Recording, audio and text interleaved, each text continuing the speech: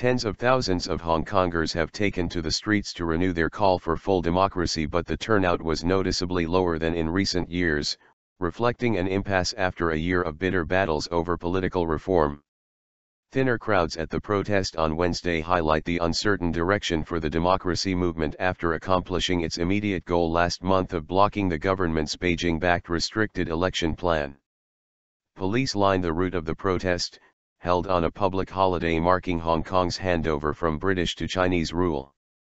Public appetite for more street protests is also diminished after tens of thousands of student-led protesters blocked streets in key districts for 79 days last year to demand free elections for the southern Chinese city's top leader. The movement caught the world's attention but did not result in any meaningful change.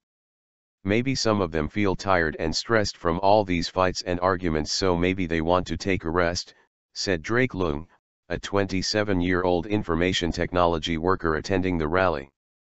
The package is already vetoed, so there's no real clear reason to come out.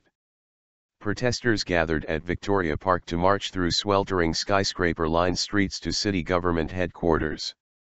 Many carried yellow umbrellas, a nod to last year's umbrella movement protesters and their favored method of defending against police pepper spray.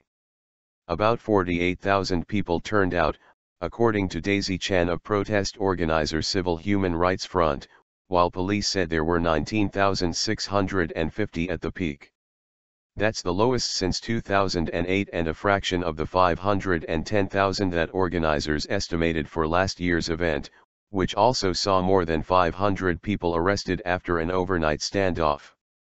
The Beijing-backed plan that was defeated by Hong Kong lawmakers last month required all candidates be vetted by China's leadership, which activists criticized as sham democracy and a betrayal of communist leaders' promise to eventually grant the city universal suffrage.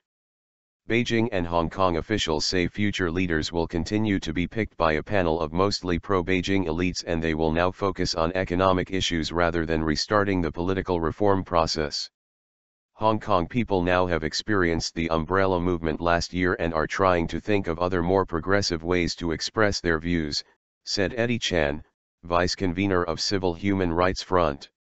Beijing took control of the former British colony on July 1, 1997, but allowed it to keep its own financial and legal system and civil liberties unseen on the mainland, such as freedom of speech and protest. The holiday has become a traditional day to protest government policies and to call for democracy. On July 1, 2003, 500,000 people took to the streets to protest proposed anti-subversion legislation. The size of the rally startled Beijing and led to the eventual resignation of then-leader Teng Chi-hua.